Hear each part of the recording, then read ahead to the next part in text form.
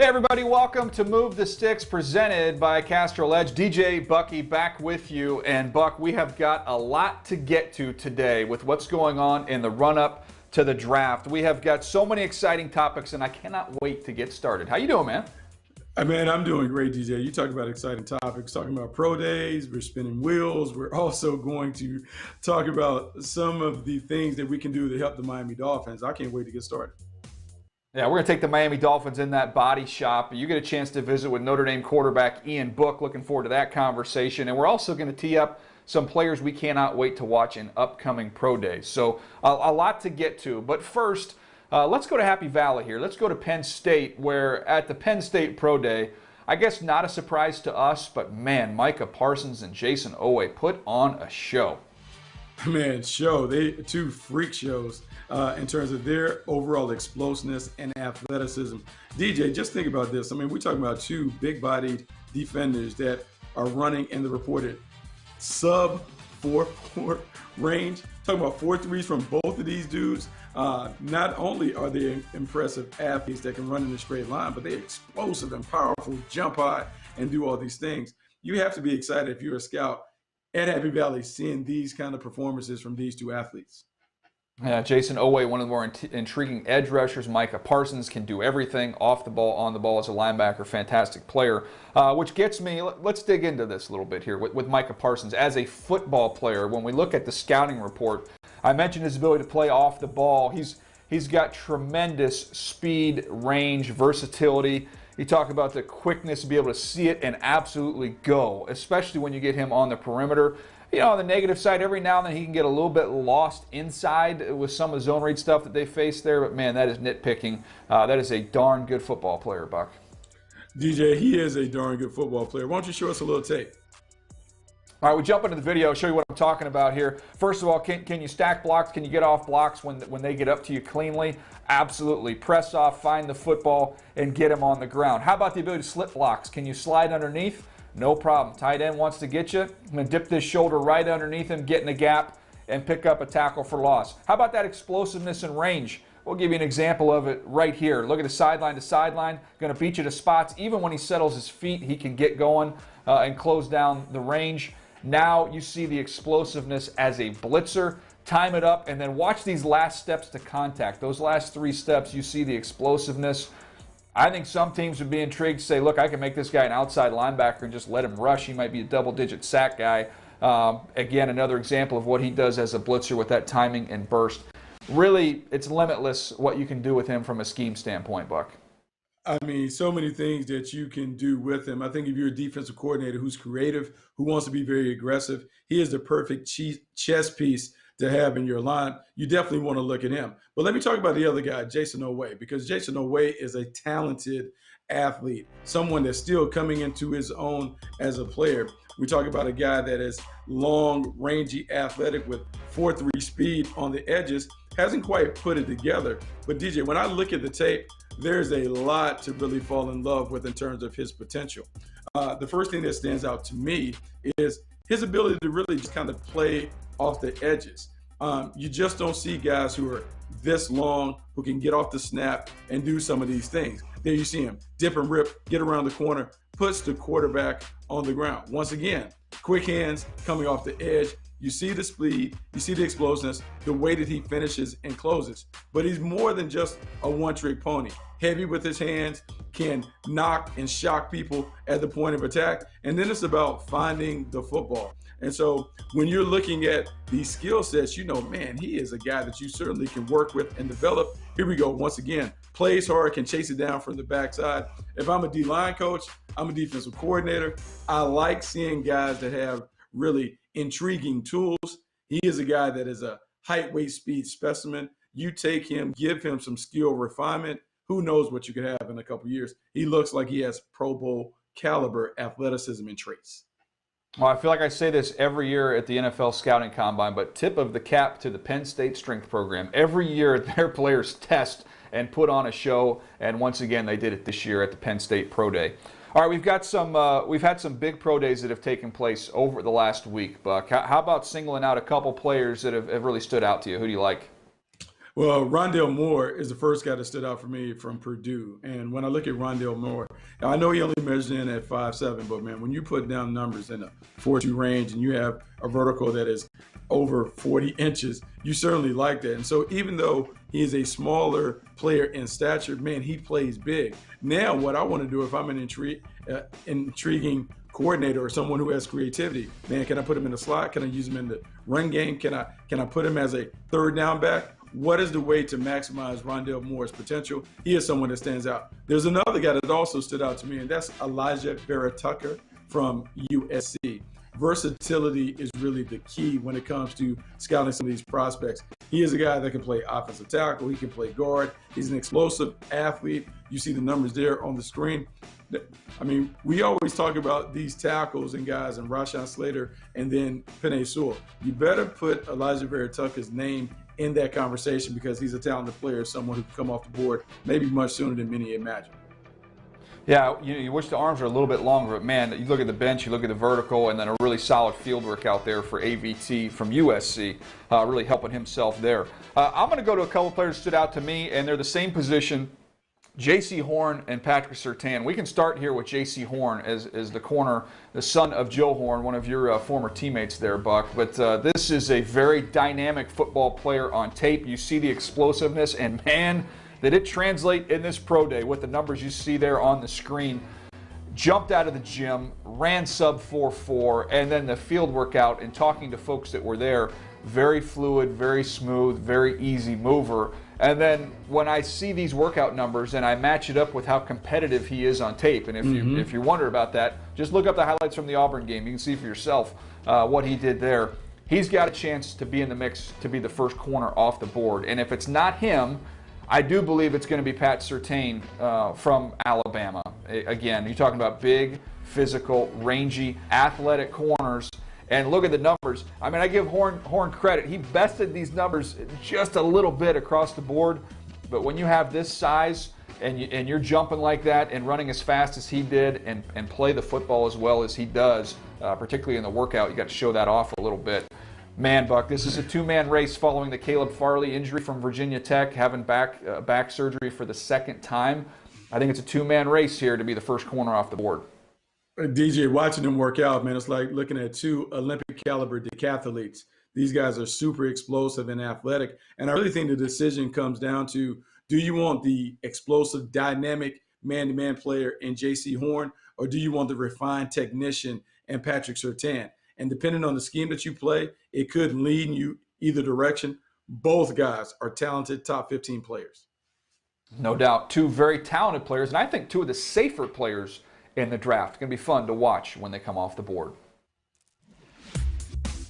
We're just getting started on Move the Sticks. Still to come, we give you 5 players you'll want to watch during the upcoming Pro Days. Pickett under some pressure. Great tackle brought down by Rousseau.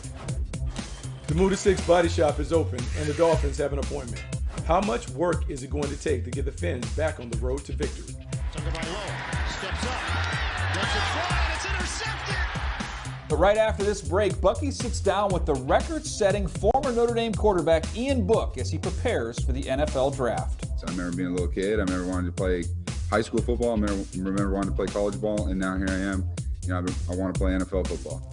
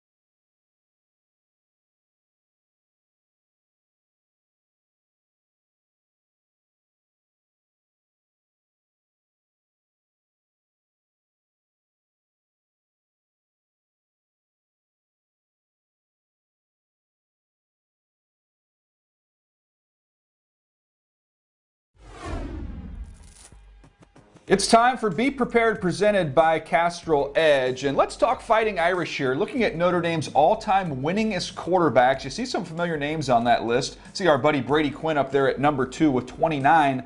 But the one he's looking up at, the winningest quarterback in Notre Dame history, is Ian Book, who's coming off a phenomenal career. And Bucky recently had a chance to chat with the Notre Dame record holder. You played on the big stage. Obviously, you talk about the semifinal game. You're the winningest quarterback in Notre Dame history. What have you learned from your Notre Dame experience that makes you prepared to take that next step? A ton.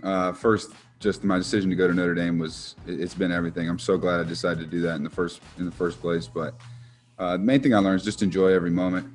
It flew by, and I remember my first day on campus, and then I went 5 years there. I remember being a little kid. I remember wanting to play high school football. I remember wanting to play college ball, and now here I am. I want to play NFL football. So I'm living out my dream and just having fun out there. It's a game. You got to remember that at all times, and it's the professional game now. So it's a lot different. This is what you do 24/7. So just enjoy every moment. As a scout, we're always looking for franchise quarterbacks, and a lot of times we talk about the way someone plays, but at Notre Dame, there's a lot that comes with being the QB1. How has that prepared you for all the things that also come along with being potentially a franchise quarterback at the next level? Out of the shotgun, Book, caught, touchdown, Trumbull. Book steps into the throw. Up for grabs and caught. Ben Skoranek on his way.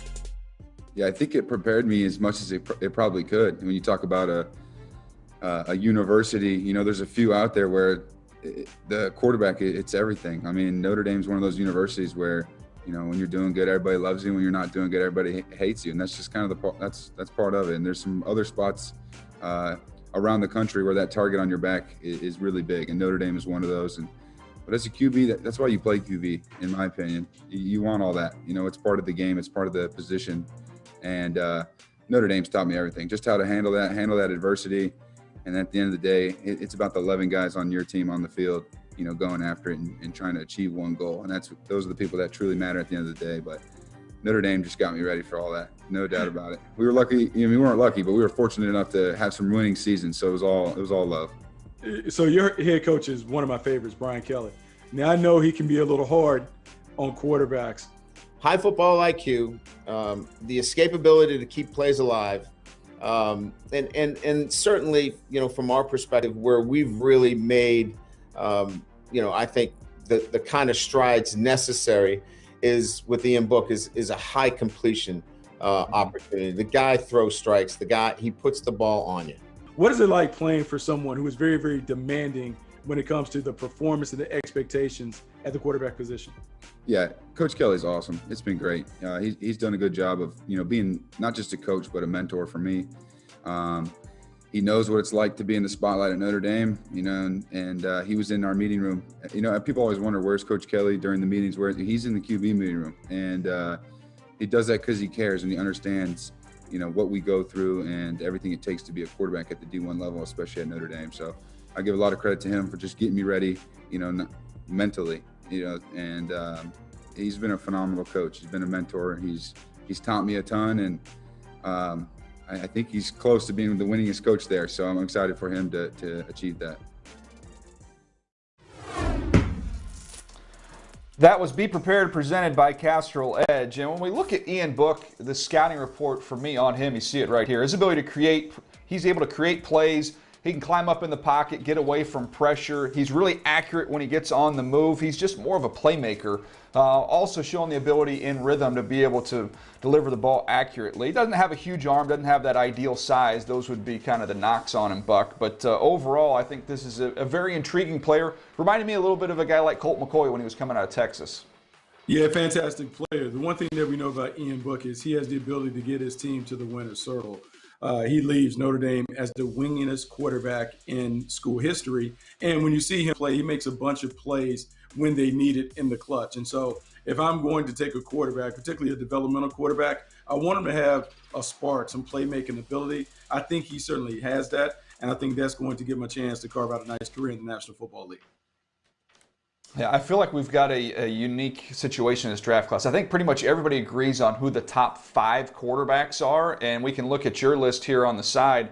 People might move the order around, but I think those are the 5 names. I think it gets interesting when you get beyond those 5 to see how these guys stack up. So I put together my 6 through 10, Buck. I thought we could rip through these and talk about these guys a little bit. First of all here, number 6 is Davis Mills. You see going all the way down to Felipe Franks. But tell me a little bit about Davis Mills. Yeah, Davis Mills is he is hot. It's a hot name right now in the scouting community. And one of the reasons why is because he's a very talented thrower. You playing in a pro style offense at Stanford, we see him get the ball out. He gets it to the playmakers. He's been able to manage an offense that's very complex and complicated for the quarterback. You have to do a bunch of different things. And so if you're looking for a young developmental quarterback, Davis Mills checks off a lot of boxes. And when you're at day 2, rounds 2, rounds 3, and you're looking for someone that can come in and legitimately has an opportunity to be a starting quarterback, Davis Mills is a guy that you have to consider. Yeah, only 11 starts there at Stanford, but I do believe he has the upside to develop into a starter at the next level. We get to number 7 on my list.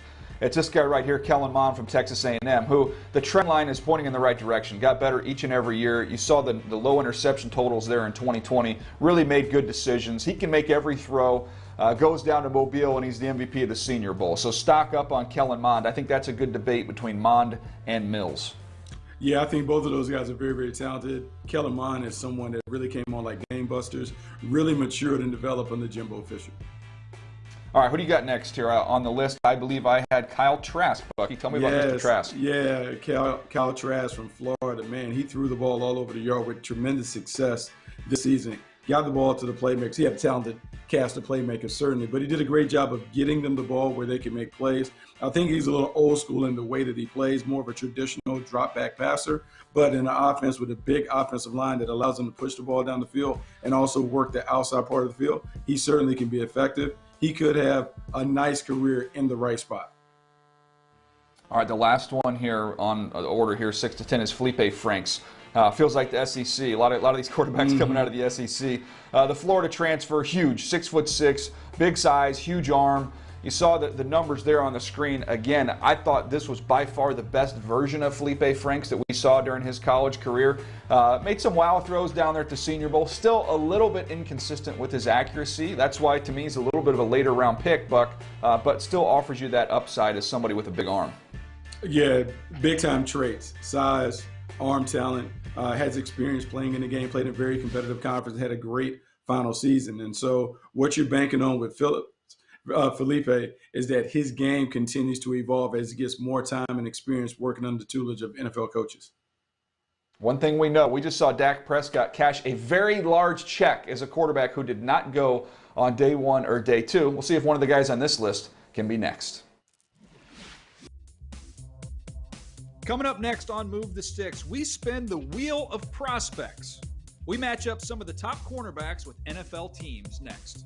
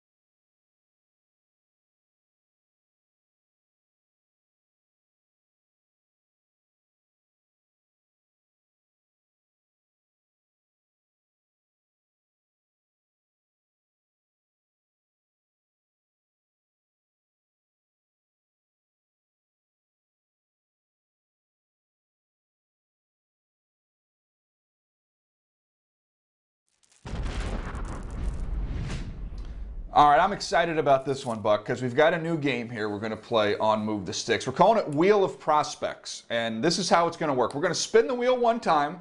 That's going to land on a position, so that's going to be our focus for the game. And then after that, we're going to spin the wheel a few more times and get some teams, and we're going to try and match a player with a need with a team. Does that make sense? Yeah, it makes sense. So I don't have to spell anything out. I don't have to know any phrases or locations or anything like that. I'm just spinning the wheel and putting a player with the team. That's it, right? That's right. Hold on. Nope. No Pat. No Vanna. That's okay, but we can still pull this off. All right, let's go here. Let's go. Let's spin this wheel for the position to see what we have here. Oh, some corners. Okay. What team are we working with here? Jets. All right. See, you're already having fun. All right. I'm gonna go, and we can go anywhere in the draft. My rules here. We can pick anybody that you want in the draft here. So for the Jets, I'm gonna go outside the first couple rounds. I'm gonna go pick 66, round 3, Elijah Molden to the Jets, the corner from University of Washington, who's I think the best nickel in the draft. Who also I think could slide back and play some safety if you needed him to. But just a ball hawk. You look at Robert Saleh, this new coaching staff coming over there, value guys that can make plays on the football. I love Elijah Molden's game, Buck. Yeah, look, I like his game. I think he's plug and play. He is ready to become a starter the day that he steps onto the football field. High IQ, tough, physical, versatile. A lot to like about Elijah Molden. It's your turn, Buck. Give me the imaginary spin there. What do we got? All right, here we go. Let's spin it. Let's spin the wheel. Ooh, nice power on that spin. Oh, hey now. Oh, I get America's team. And so with America's team, let's go to the 10th pick. And how about Patrick Surtain II from Alabama? This is a team that is in desperate need of a corner. You have an opportunity to take what I think is the most technically sound corner in the draft. This is a guy that can do it all. He can play press. He can play off. He can bail. Great instincts and awareness. We saw him at his pro day put up big-time numbers. I think this is a guy who has an opportunity to be a star at the next level. Dallas Cowboys get him at 10. That is a perfect matchup. Yeah, and somebody with the injury to Caleb Farley, having a back injury again there, Buck, to me, it just helps him and J.C. Horn in their battle here to be the #1 corner off the board. Farley probably going to slide down a little bit. So, look, the Cowboys have a need. I like that fit. All right, let's spin it. Let's go. Give me another one here. Who we got?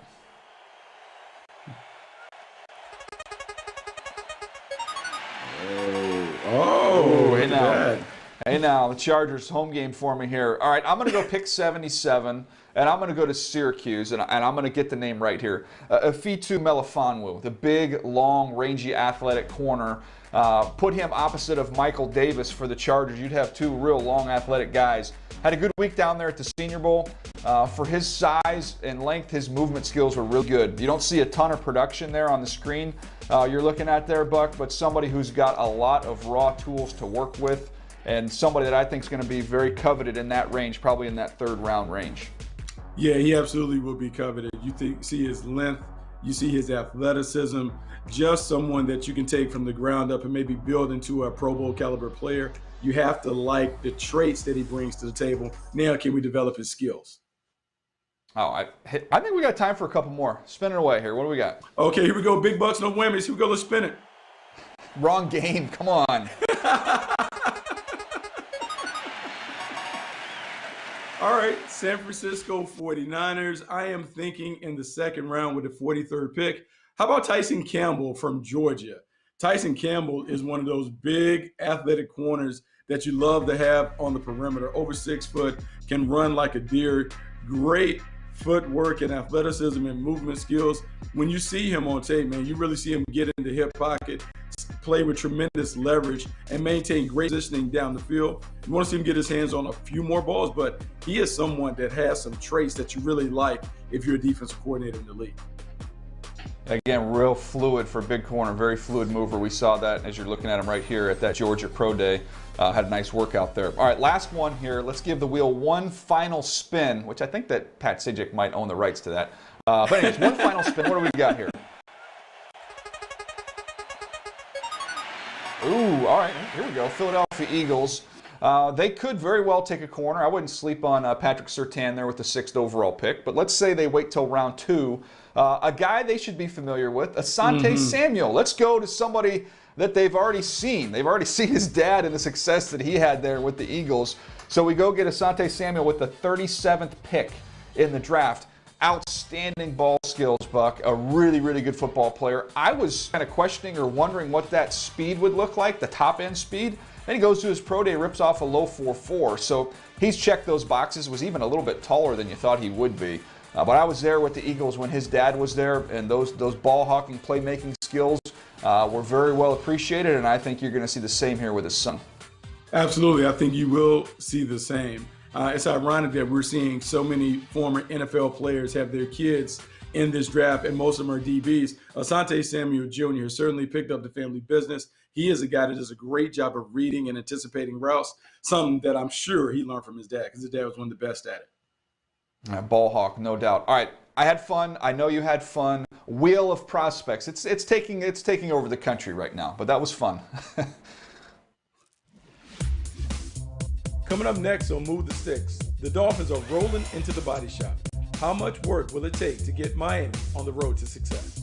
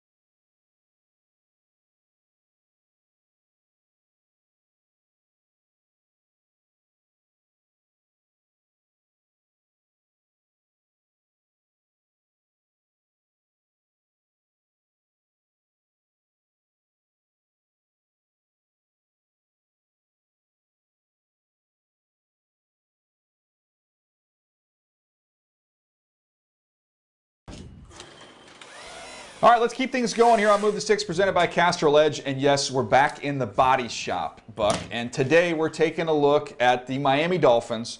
And we've got some work to do on this car. It's a promising vehicle. I think it's got a chance to be really, really revving nice. But we've got some things we need to fix here. So why don't you diagram kind of the areas, the parts that need fixing here? Well, there are a lot of parts on both sides of the ball that need to be addressed. First, we need to find a true number one receiver, just more playmakers on the outside. So we want to make sure we look at the wide receiver position. We would like to have a dominant running back in the fold. Offensive line play is always going to help the quarterback. And then on defense, it's about edge rushers and linebackers. If we can take care of those 5 positions, I think the Dolphins will be well positioned to make a deep run in the postseason.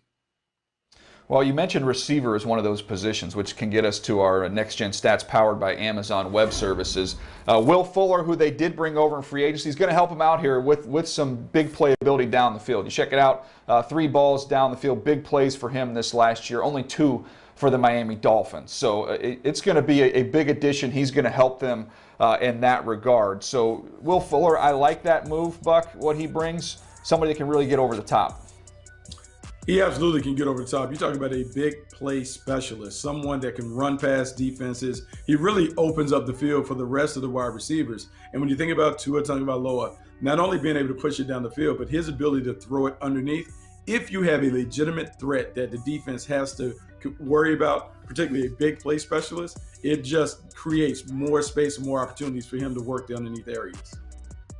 Yeah, it was highly coveted there. A lot of teams are trying to get in on Will Fuller, so it's a good get there for the Miami Dolphins. Okay, we talk about this every week in the Body Shop about the engine of the vehicle. The draft is the engine for every franchise. And so when we look at trying to help this engine get humming here, I'm gonna make a move here, Buck. A little bit of a bold move here, but I'm gonna get out of this third pick. The Dolphins sitting there at pick number 3. I'm gonna take the phone call from the Denver Broncos, who want to come up from pick number 9.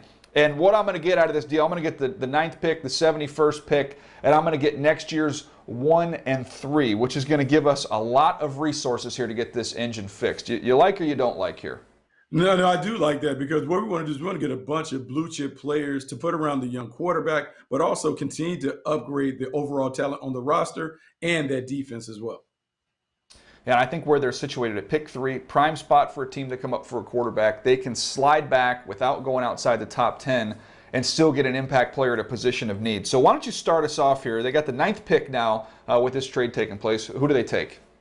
All right, so we're going to have an Alabama reunion of sorts. We're going to have Devontae Smith coming over to reunite with Tua Tagovailoa. This is a smooth route runner, a guy who consistently creates separation against all coverage. We saw him explode his final season at Alabama. I think you bring him over to Miami, an offense that is more catered to what Tua does. I think he falls in line. He gives them a really dynamic player who also can go on the slide and do some damage.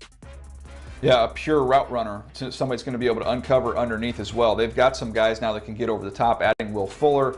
They've got Preston Williams, I should say, to get down the field. And now you've got an opportunity with Devontae Smith to work underneath with Micah, their tight end. I like that move. Now we get to pick number 18, their second first rounder this year. Let's go to the defensive side of the ball. You don't even have to pay for the airfare, just a little cab ride here for Greg Rousseau to come over from the University of Miami. An intriguing player who can play outside. He can slide inside and play the 3 technique. He opted out this last year, so it's been a minute since we've seen him. But last we saw, he was getting 15.5 sacks there in the ACC, using that length and the ability to finish to really wreak some havoc there for the Hurricanes. He absolutely can and will continue to wreak havoc. This is a guy who really has put the time in to work on his craft. Even though we didn't get a chance to see him this season, you can just tell he's gotten bigger, he's long, he's athletic, he's rangy, and he has a knack for getting the quarterback down. I like Greg Rousseau, and I like the fit in Miami. All right, so we've added Devontae Smith, we've added Greg Rousseau. Now we've got pick 36. How about somebody else that can help your young quarterback here? It has to be a running back, and the running back that I like in this situation is Javonte Williams.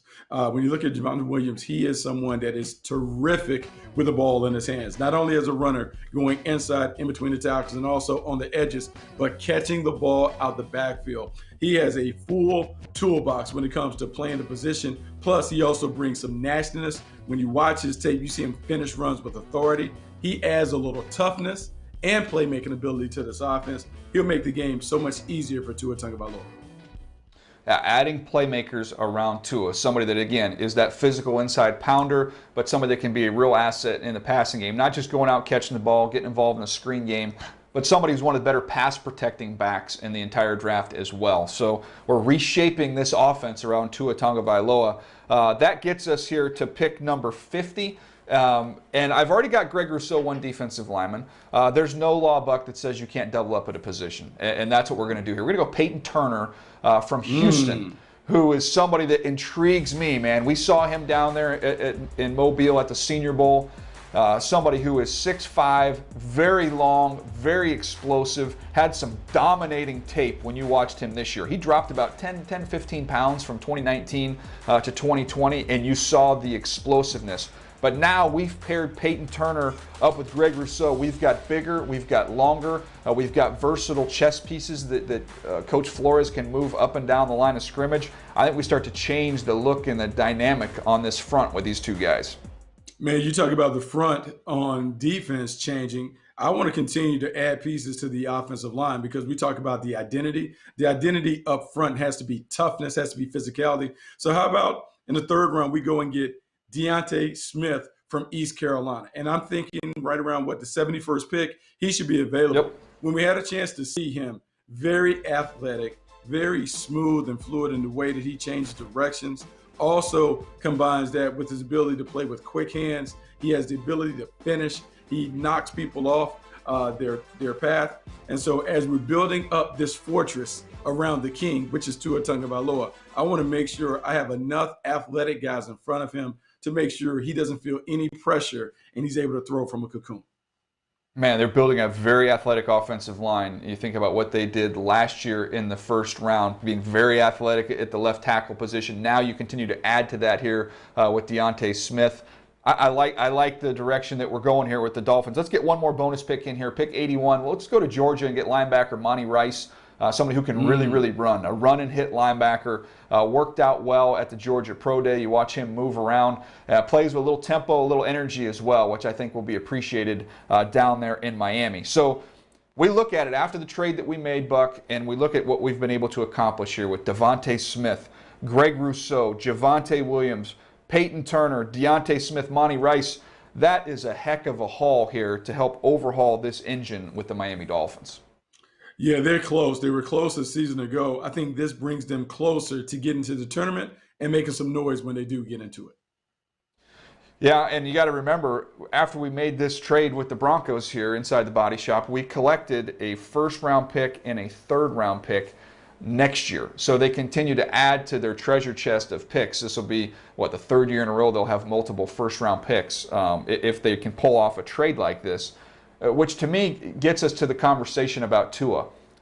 They have an option right now where they are at pick number 3, where if they felt like Justin Fields or Trey Lance or whoever is a clear and significant upgrade over Tua, that they could very easily take him. Or they could do this path here, trade down, accumulate more assets to build around him. I love Jamar Chase, Buck, and to me, I couldn't hate it if they picked him at 3. But when I look at the golden ticket they're sitting on for some of these quarterback teams to come up, if you're going to build around Tua, I think it makes more sense to trade out than to stick and pick. Yeah, I mean, I think so, particularly if you're looking at wide receivers. Those wide receivers, the top 3, are very closely graded. So you're getting a player that's very comparable, whichever one you get, wide receiver 1, 2, or 3. So the trade back, get more picks. I think we talked about this. This is like getting an extended warranty on Tua. You now get a chance to surround him with more talent, more playmakers, see what he looks like in year 2. And then in 2022, you can make another decision if you don't feel like it's going well with your young quarterback. I don't know about you, but we had so many opt-out guys. I feel like I've watched a lot of 2019 tape over the last couple months, and I go back and I'm watching Alabama in 2019 at the beginning of the year when Tua was healthy, and I'm kind of reminded, like, yeah, this Tua guy's pretty good. I don't know why we've said already and determined he's a bust. He's got a lot of ability. He didn't have an off season. He's coming off a hip. Let's exercise a little patience here with Tua. Yeah, we should exercise a little patience. Sometimes for the young quarterbacks, it takes a little while to pop. And oh, by the way, he won a ton of games when he was a starter. I think we need to give him a little more time to see if he's going to be this star quarterback that many of us thought he would be at the next level. Yeah, if you were going to say one thing that you need to add, Buck, in this draft, the to-do list for the Dolphins to get accomplished to help Tua, what is it in your opinion? Oh, I think more playmakers on the outside. I want to make him as comfortable as possible. I want to try and replicate some of the things that he had at his disposal at Alabama. So big-time pass catchers and a big-time runner make life easy on the quarterback, and I think he'll respond in splendid fashion. Well, it's been fun taking the Miami Dolphins into the Move the Sticks body shop. We feel like we've got a lot accomplished with this vehicle. We're going to have this thing back up on the road in no time. That was Next Gen Stats, powered by Amazon Web Services. Still to come on Move the Sticks, it's our Pro Days preview. We spotlight 5 players you're going to want to follow.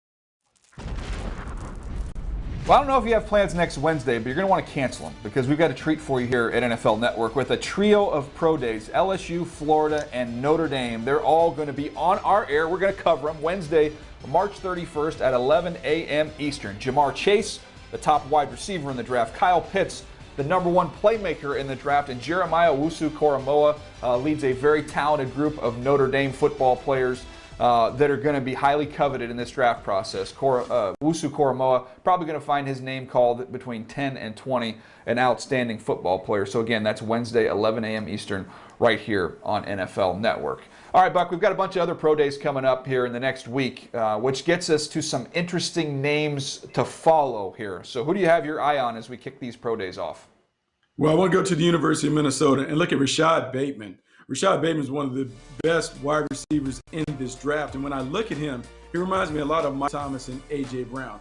That big, physical wide receiver that can get it done in a variety of different ways from a variety of spots. Great hands, terrific with the ball in his hands in terms of run after catch. And then when I look at him, he reminds me of just being a natural #1 receiver, someone who can anchor a passing game. I expect him to do really, really good things in the National Football League. Let's see what he looks like when he works out. Yeah, somebody we saw on the outside in 2019, more in the slot this year. I prefer him on the outside where he is a really physical route runner and somebody that's got a little, as I like to say, a little funk there at the top of the route. He can create some separation. He's got some juice there for a bigger guy. Looking forward to that pro day. April 1st, by the way. Don't tweet us the fake numbers and go April Fools. So I'm just warning everybody on social media right now. We know we're not doing this fake number April Fools jokes this year. Okay, let's go to Miami. I'm looking forward to watching those guys work out, and they've got a couple interesting edge rushers. Jalen Phillips, Quincy Roche, good players. But my eyes are going to be on Greg Rousseau, as somebody who did not play this last year as an opt-out. But last we saw him in 2019, Buck, in his 1 year of performance there at Miami, 15.5 sacks. Somebody that got better each and every week. Incredible size and length. I mean, some really, really tremendous skills you have to work with. He played on the edge. He played inside. They used him on a lot of games. What does he physically look like? We've been told he's put on some weight. I want to see how he moves carrying that extra weight. I mean, DJ, he's a friend of the program. We had a chance to talk to him in the fall. He's a guy who has really studied the craft. I can't wait to see what it looks like when he puts it all together. He'll be able to tease us a little bit at his pro day, but man, when he gets to the next level with all of the tools that he brings to the table, he should have an opportunity to be a terrific pro player. Well, I know North Carolina's a pro day you're paying attention to. A lot of interesting players, but who do you have your eye on there? De'Ami Brown, wide receiver, might be the best big play specialist in this draft, and we really don't talk about him. He is a guy that can run all the things you want to see on the vertical part of the route tree. He gets deep consistently and often, does a great job of putting the ball in the paint. If you're a team that's looking to fill out your wide receiver core and you need a big play specialist on the backside of a talented #1, De'Ami Brown is the guy to call because his ability to get past the defense consistently is something that is really remarkable when you watch the tape. Yeah, his speed is real, and it is spectacular. I don't have any doubt at all that he's going to clock an impressive 40 time there. I want to see him go through the route tree, though. Let's see him get an opportunity to run a variety of routes that maybe didn't necessarily get the chance to run last year at North Carolina, and how can you blame the Tar Heels? He's averaging over 20 yards a catch. Let's keep him vertical. But looking forward to that UNC Pro Day, a couple really, really good backs as well. I'm going to go to the University of Washington. Joe Tryon, I've kind of kept this theme alive here of being intrigued by the guys who didn't play this last year. It's been 400-plus days since we've seen Joe Tryon on the field for the Huskies. Somebody that's a very physical edge rusher, really knows how to use his hands, somebody that can beat up tight ends. He's a very disruptive, productive football player along that front. I kind of have him on my list, Buck. You know, you're talking late 20s, early 30s. Somebody's got a chance to really help himself with a great workout there at UW. Yeah, he absolutely has a chance to help himself. He's a bull in the china shop off the edge. You like the length, you like the athleticism, and just the overall physicality that he displays when he's playing on the edges. All right, last one here, Oklahoma State, Tevin Jenkins. What are you looking forward to see from him, Buck? Man, I like Tevin Jenkins. I think he has a little position versatility. He can play outside the tackle, but I think he also can kick inside and play guard. And when you're a swing player who has mauler, brawler capabilities, it gives you an advantage. I think this is a guy that can do a lot for a team. And that added versatility really makes him a valuable prospect. Let's see what he looks like, because there's some concern maybe about his arm length and will he be able to stymie some of the elite pass rushers. But when I see this guy on tape, I fall in love with the way that he is able to sometimes move people off the screen. All right, that's going to be a big one there at Oklahoma State. Cannot wait. Next on Move the Sticks, who is quarterback Zach Wilson's pro comparison? We answer that and more on Ask MTS right after the break.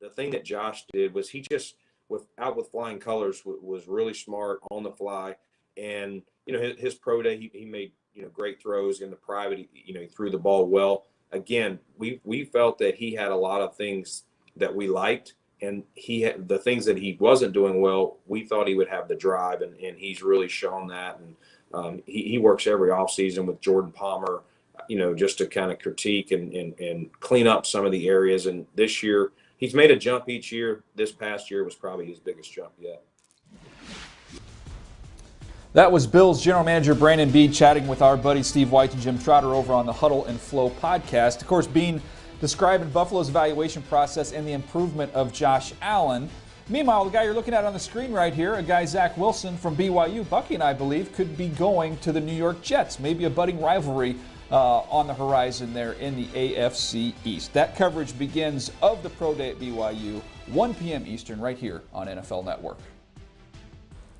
All right, well, let's jump to some of these Twitter questions. We put it out there, hashtag AskMTS, and we've got some good ones to get to here, Buck. You ready to roll?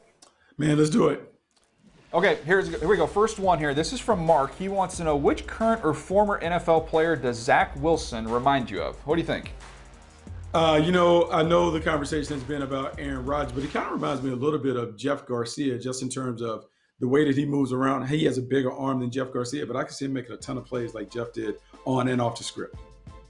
Jeff Garcia comp. Here we go. Nice. Yeah, I kind of got a lot of grief early on for throwing the Aaron Rodgers thing out there, but just the movements to me are so similar with how he plays, the smooth nature, as you see here with a little shovel pass. So I'll stick with Aaron Rodgers on that one, but Jeff Garcia is an interesting one.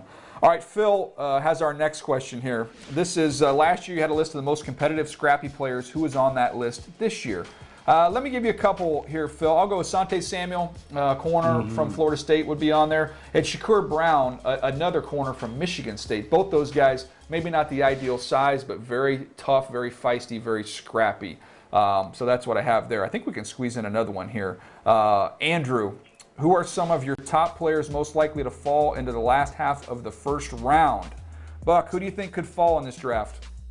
Well, I mean, I don't know if they fall, but I think some of the best players of that offensive tackle class, keep an eye on Christian Darrisaw. I think Christian Darrisaw is going to be a guy that we talk about playing at a higher level than his draft status. Okay, that's a good one there. I'm going to squeeze one more. Steelers' best option, 24th pick. That's from Coach Anthony. Best option, 24th pick. Go.